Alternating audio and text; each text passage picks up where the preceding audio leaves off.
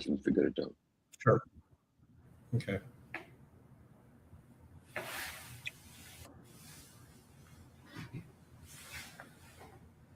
All right, we are live, ladies and gentlemen, boys and girls, and children of my age.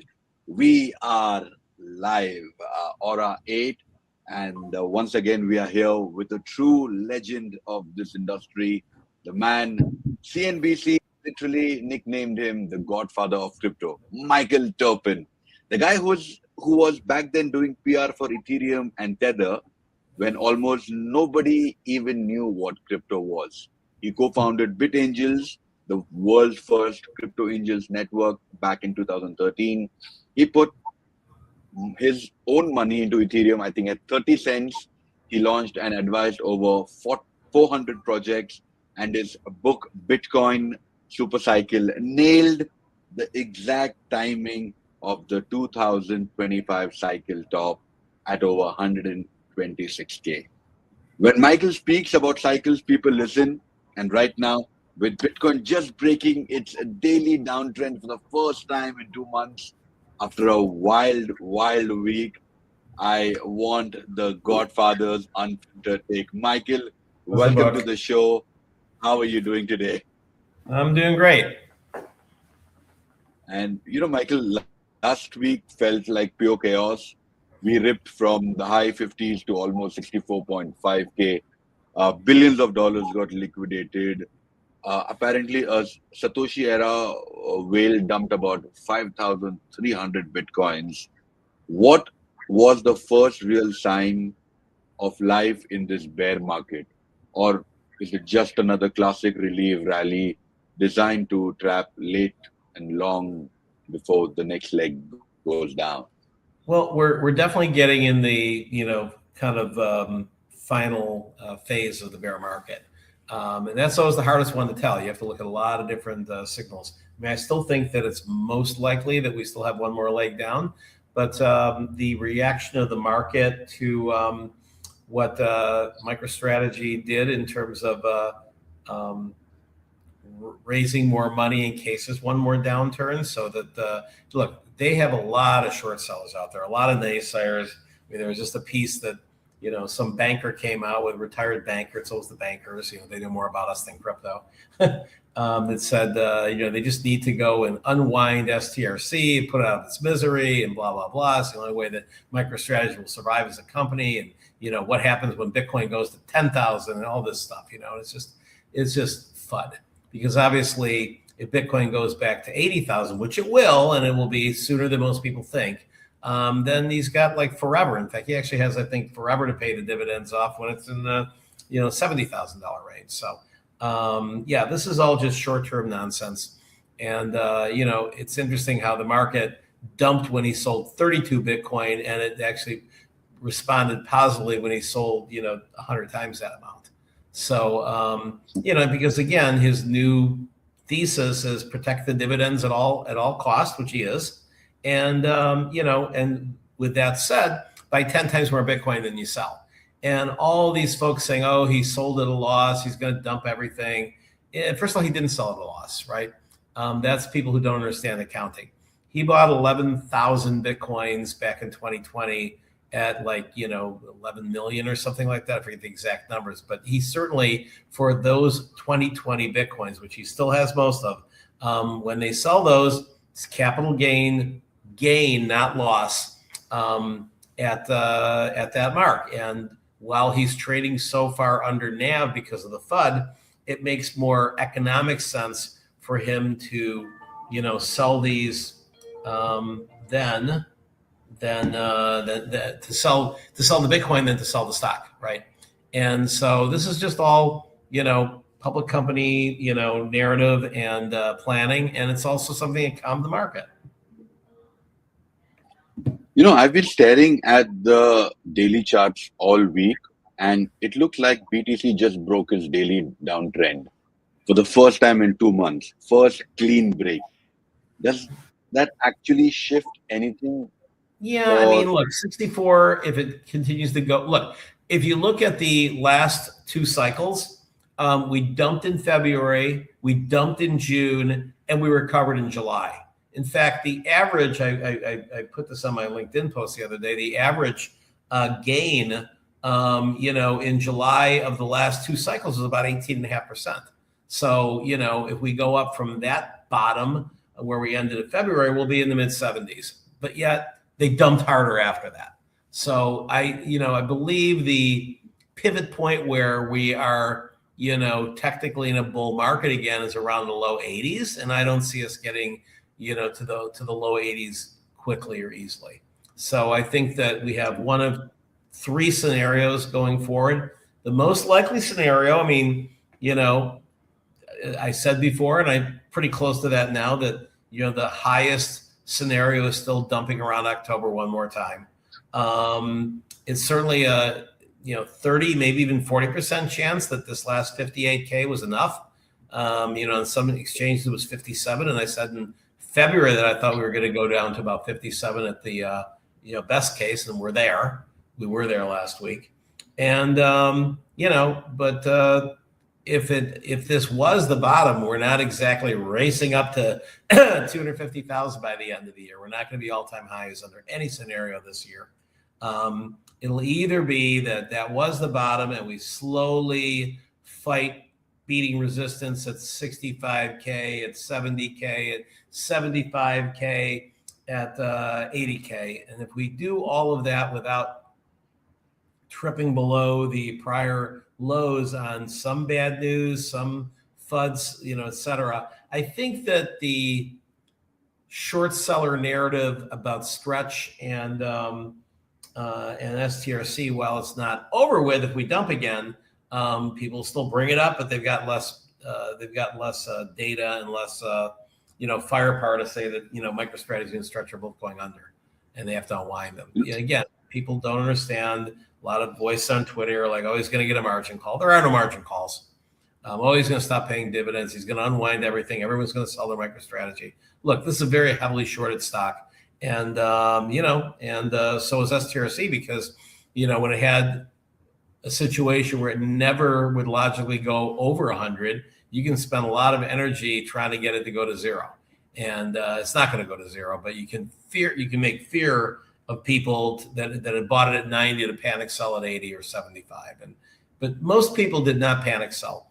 If you look at the reality, it was people who thought that it was always going to stay around 100, and they went and leveraged it. And they leveraged it like 5 to 1, 10 to 1, and they got margin calls. And so they got liquidated. And the forced liquidations was what brought us down into the, low to mid 70s. And that was an awesome time to buy. I mean, if you bought it at 73, collected your dividends, it's going to be back. I know it's going to be back to 100 someday, but even if you bought it at 73 and sold it when it hit 90, and I think that's what's keeping it from hitting 100 is the fact that a lot of people who bought it in the 70s are saying, good enough for me, and they're selling as soon as it hits 90, and then they see that it hits 90 and people panic and it goes down. So, it might take 6 months for us to, get out of the STRC being under 100, but I'm happy still, collecting my dividend. I wish I was collecting it from a 75 purchase price than from 100, but that's still 12%, and I still feel that the collateral is safe. You have been consistent throughout the weeks that we have spoken, and even now on Bitcoin going lower in terms of the price in about October, it hitting the bottom. So if the breakout holds, and if we start grinding higher this week, what's that one thing that you would actually make you rethink the short-term theses? Or is it your bar for flipping? Well, no, it's a few things. It's a few things. High? I mean, there's about 30 or 40 things that typically signal, the bottom. And, if more and more of them happened, right? So in other words, clearly if we went into the 80s with not much of a pullback between now and the 80s, then it'd be like, okay, 57 was the bottom. I already said there was at least a 30 to 40% chance that that's true. But I'm not like all of a sudden like, panic buying at 60, I mean, I would buy at 60, but I'm not panic buying if it hits 68, 70 or whatever. First of all, a good position to be right now is about 2/3 Bitcoin to sort of, keep a third in dry powder. And, I still believe that there's, ways of deploying that. If you were, holding most of your cash and buying heavily between 57 and 62, we were never either in the fund or personally completely out of Bitcoin. It's all averages, right? So at 126, there was, a lot of things saying that was the top, but there was also a chance that it was going to, rebound, that it was going to, recover. And, I think the top was the 4th. It was the 10th that really made it like, hey, this could be hard to recover from. And that was really when the chart sort of like just chimed in, and you had, as I've said many times, kind of a black swan on the 10th. It wasn't so much the bubble popping on the 4th that was the issue. It was the black swan that really kind of accelerated through the auto deleveraging on Binance and some shorting of MicroStrategy and just a lot of things that ended up being kind of a perfect storm. And then, of course, the one market maker, when the death cross came, just selling every day massive amounts, during New York business hours. And that's what got it down to where the charts kind of took over and made it unlikely that the bear market was not a reality. I mean, technical bear market is down 20%, and we're down by considerably more than that, by November. And if you forget the price for a second, what should we actually be watching this week that most people are completely ignoring? Is it the more flow of the whales, ETF flows, flipping? It's a number of things. I mean, this little bump today is kind of ascribed on the news narrative side to either be, Trump now making a deal after he said he didn't have a deal, after he said he had a deal, et cetera, et cetera. Today, it's like, oh, he's got a deal. And, obviously just a day or two ago, he said, no, we're deal's off. They broke the deal. We're back to bombing. So who knows what day it is, in terms of Iran. Seems like it's less bombing, at least. And oil is certainly, not at all-time highs or anything near it. It seems to be, sort of in the bear market itself from its highs. And so, I mean, it's little things, right? It's nothing significant. I mean, the Clarity Act is going to be important. We'll see what happens with that. If the Clarity Act passes, which I do not believe it will, then that'll be, something that will get TradFi to say, hey, time to start buying, and they'll push all the brokers out, and other people make announcements that they've been holding off on the Clarity Act. Meanwhile, you got Elizabeth Warren out there saying, this is going to be the end of the world if the Clarity Act passes, and all sorts of terrorists financing and all this stuff. So, it's there's not one single thing. I think that if we end up having, a rate hike in the next Fed meeting, that will be hurtful. I think I think this month you're going to get some inflation, or this week you're going to get some inflation numbers.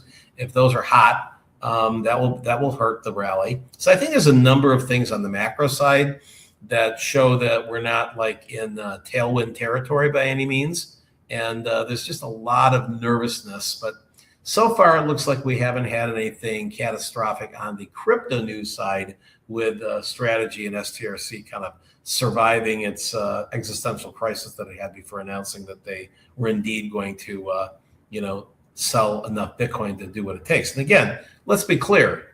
I mean, the amount of Bitcoin they sold was still around like less than 0.5%. It's not like they just, and certainly the vehicle that they used to get up to their 830,000, if they not done that, they'd be nowhere near that. So the net buy over the last, pick any period, even the last month, is still more bought than sold.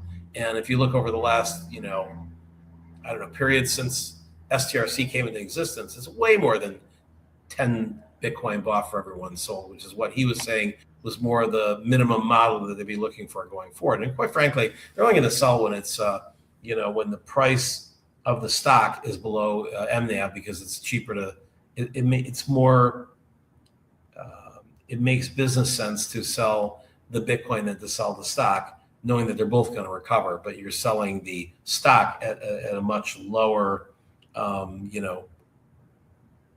price, relatively speaking, to break even than or to par than you would, And again, it's also all about you need to go and make sure that nobody is panic selling unless they're liquidated the STRC. Well, liquid. I think the word liquidation has now become so personal to so many people right now that it kind of really hurts to even remotely hear that word. But Michael, I'm going to thank you for your time. I do have a bunch of questions, but then I'm going to let you focus on your next call. Yeah. Thank you so much for your time once again, and uh, this conversation means a lot to everybody out there. Michael is here to guide you in amongst the FUD, right? Don't get into the FUD. Join Aura8 every Friday at 7:30 Dubai time. Times can change a bit here and there, but Michael and his opinions are going to be strong. And Michael, do you have your book around you today? Since I'm guessing you're I in do. Costa I Rica. hold it up a little bit earlier. There Uh, you go. It's sort of there making a you little are, blurred in the the Bitcoin blurring, super but cycle. available on Amazon and at bookstores. And then Bitcoin Supercycle.ai is the AI version. It includes audiobooks. So go ahead and grab a copy of yours, and don't forget to visit Bitcoin Supercycle.ai. My name is Vaibhavv Ali, and there is our legend, Michael Terpin. Thank you so much for your time. Thanks, Valley.